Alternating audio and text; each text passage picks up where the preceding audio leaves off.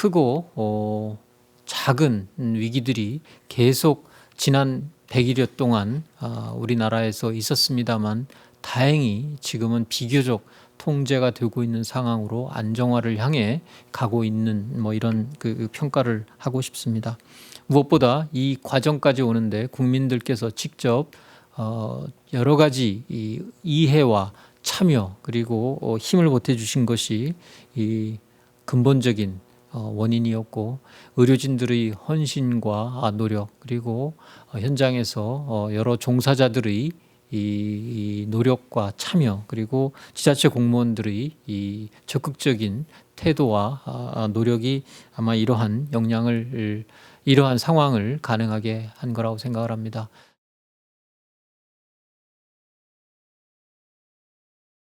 오늘 아침 정세균 총리 주재로 열린 중대본 회의에서는 생활 속 거리두기의 이행 준비 상황과 계획 등을 논의하였습니다. 정세균 국무총리께서는 이번 주가 생활 속 거리두기로 이행하는 마지막 고비인 황금 연휴라며 주요 관광지에서 방역 수칙을 준수하고 제주와 강원 등 지역에서는 방역 준비를 철저히 해줄 것을 당부하였습니다. 한편 총리께서는 생활 속 거리두기의 이행과 맞물려 고3과 중3을 비롯한 학생들의 개학 시기와 방법을 국민 여러분께 알려드릴 수 있도록 늦어도 5월 초까지 방안을 마련하고 의견을 수렴할 것을 교육부에 지시하셨습니다. 현재 전 세계적으로 코로나19로 인한 누적 확진자 수가 290만 명에 근접하였고 사망자는 20만 명을 넘었으며 대유행의 확산세가 잦아들지 않고 있습니다. 다행히 우리나라는 일평균 신규 확진 환자의 수가 4월 둘째 주에는 25명이었으나 4월 셋째 주에는 하루 9.3명으로 줄어들었고 격리 치료 중인 환자들도 지속적으로 감소하고 있어 비교적 상황이 안정적으로 관리되고 있습니다.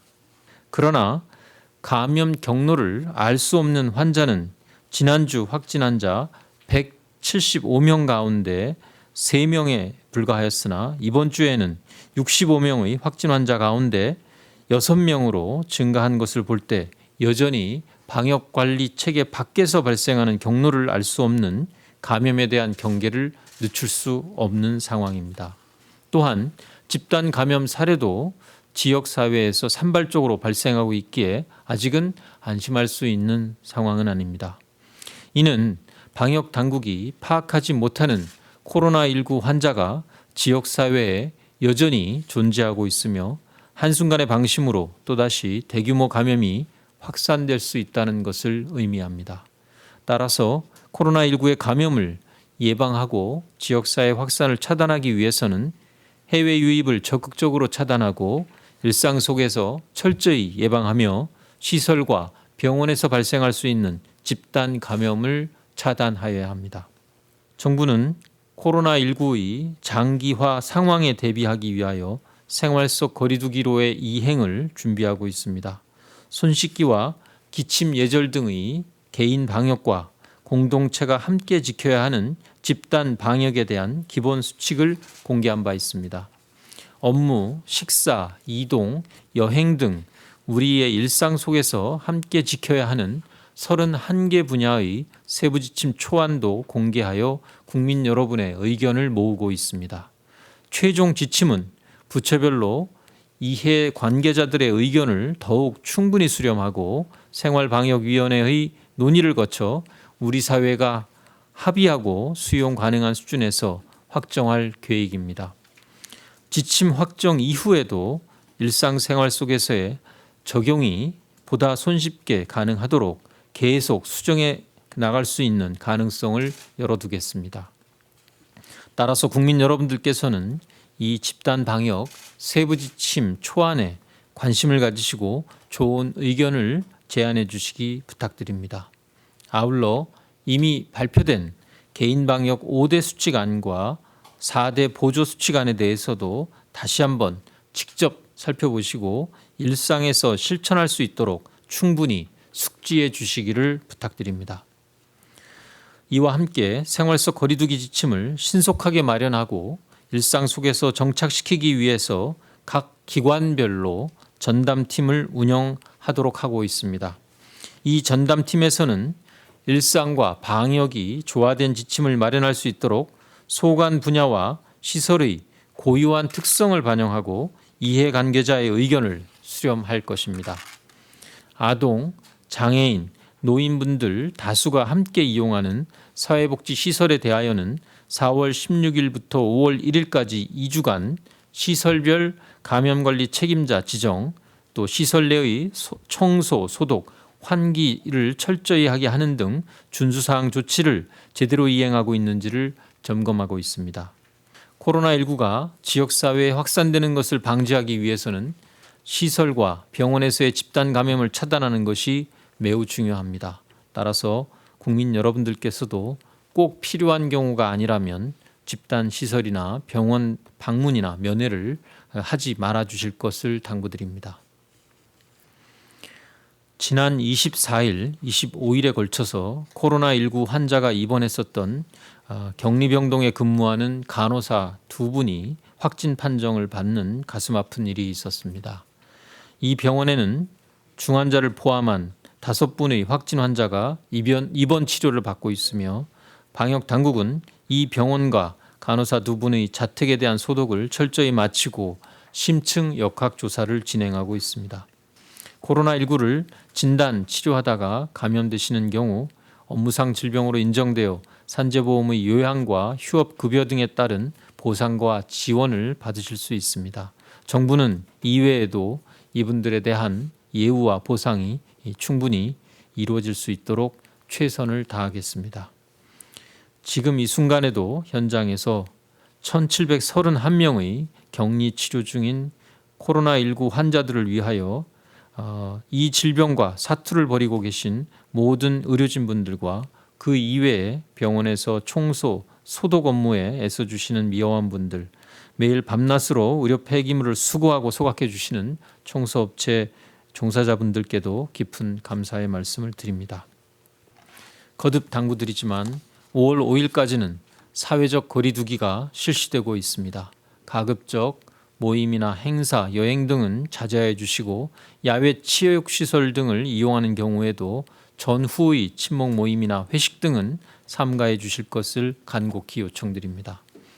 지금도 현장에서 불편한 방역 용구를 착용하고 감염 위험을 감수하면서 환자의 진단과 치료를 위해 헌신하고 계시는 의료진의 노력을 기억해 주시고 한 명의 감염 환자에 의하여 대규모의 집단 감염이 발생하고 국가 전체의 문제로 커질 수 있다는 점을 잊지 말아 주시기 바랍니다. 아마 학교에서 등교 개학을 할 건지 말 건지를 결정하는 데 있어서는 이 기준보다는 훨씬 보수적인 기준이 훨씬 더 높은 수준의 기준이 적용될 수밖에 없다라고 생각을 합니다. 단순히 발생하는 확진 환자 수나 확진의 감염병 경로가 방역 체계 내에서 발생했는지에 대한 그런 비율 이러한 것들로만 평가를 하기는 쉽지 않을 거라고 생각을 합니다.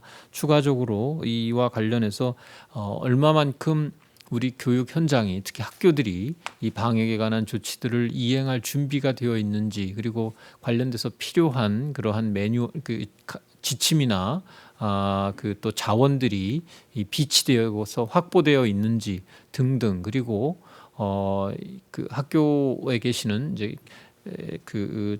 교직원들이 이 방역 수칙에 대한 또 그 방역의 여러 가지 조치들에 대해서 충분히 숙지하고 실행할 준비를 갖추고 있는지 등등이 같이 고려돼야 된다라고 생각을 하고 그 이외에도 우리 학부모님들께서 이 등교 개학의 이후에서도 이 코로나19로부터의 감염이 이 학생들을 보호하는 데 충분한 이런 방역상의 조치들이 작동할 것이라는 이러한 신뢰나 이러한 의견들이 같이 이 논의가 되어야 아마 결정이 될 것으로 생각을 합니다.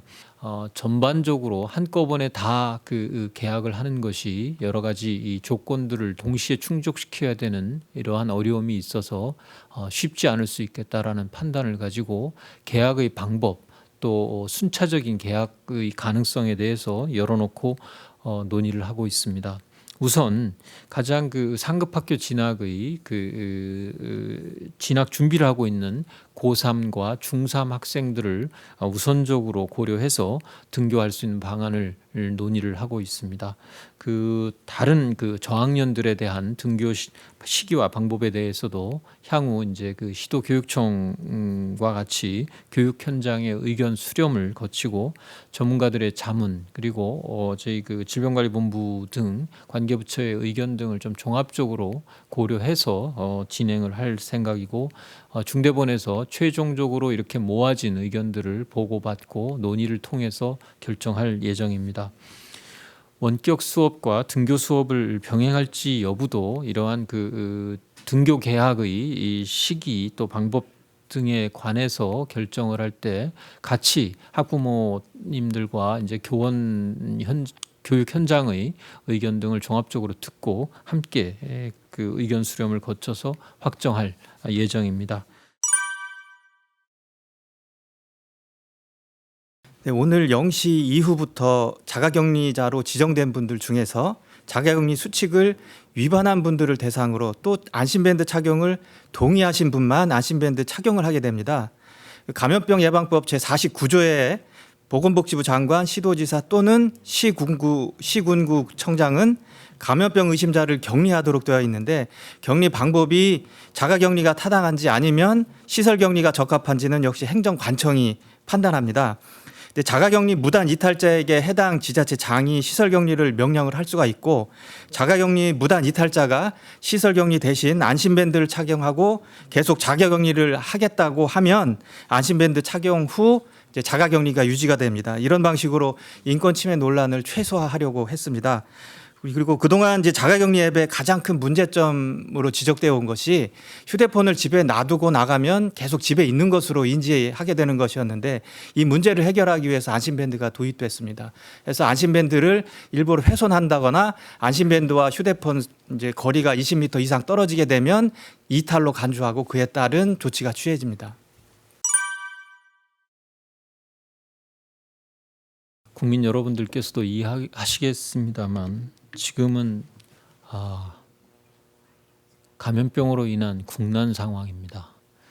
정부 전체와 그리고 우리 사회의 모든 분야 그리고 국민들이 힘을 합쳐서 이 위기를 함께 극복해 나가는 과정에 있습니다. 그 과정에서 의료기관을 잘 지키고 또 의료인들이 이 의료 현장에서 의료 행위를 하시는 데 있어서 최대한 불편을 덜어드리도록 하는 것은 방역에 있어서 굉장히 중요한 조치라고 저희들은 믿고 있습니다. 또한 이 정부의 조치를 이행하느라고 또 코로나19의 이 환자 진료 등에 임하시느라고 발생하는 손실을 보상하는 것은 이 적정한 보상을 할 수 있도록 해야 되는 것은 당연히 정부가 취해야 되는 조치라고 생각을 합니다. 손실 보상과 관련해서는 이러한 취지로 코로나19의 진료와 또 방역의 필요한 조치를 취하는 데 있어서 발생한 손실을 최대한 적정하게 그리고 가능하다면 충분한 범위로 보상해 드릴 수 있도록 그것도 가능하다면 신속하게 보상해 드리는 것을 목표로 하고 있습니다. 다만 이 과정에서 객관적인 근거를 확인하는 데 있어서의 시간은 불가피하게 소요될 것으로 생각이 들고 또 의료계나 이 의료진들이 생각하는 손실의 범위와 내용이 이 손실보상위원회에 참여하고 있는 여러 전문가들과 각계 어느 정도의 각계의 전문가들 특히 이제 법률 전문가나 이런 분들의 관점에서 봤을 때 다소 이견이 발생하는 사안도 있습니다. 최대한 국민들도 납득하실 수 있는 범위 내에서 의료 현장에 경제적 손실이 가지 않도록 최선을 다해서 저희가 적정하고 충분한 보상을 할 수 있도록 노력하라고 합니다. 의료기관을 잘 지키는 것은 환자를 치료하기 위해서도 중요하지만 다른 업종들과는 좀 다르게 봐야 된다는 것이 저희의 인식입니다. 다른 업종들도 물론 잘 이겨낼 수 있도록 정부가 적절한 지원을 해야 됩니다만 의료기관의 경영 상태를 유지할 수 있게 하고 또 지속적인 의료 서비스를 제공할 수 있도록 하는 것은 단순히 경제 활동을 영위하는 것을 넘어서 코로나19라는 이 감염병의 위기를 극복하는 데 있어서 필수적인 그러한 요소라는 점을 분명히 인식하고 손실보상 이외에도 예산을 통한 예비비와 추가 경정 예산을 통한 지원까지도 아울러 검토하고 있고 건강보험을 통한 수가의 신속한 편성과 인상 또 추가적인 조치의 가능성에 대해서도 열어두고 검토하고 있습니다. 최대한 이 부분에 있어서 현장의 경영상의 어려움이 의료기관의 정상적인 운영을 저해하는 부분을 최소화할 수 있도록 저희들도 심각하게 바라보고 있고 그 조치에 관해서 속도를 내서 의논하도록 하겠습니다.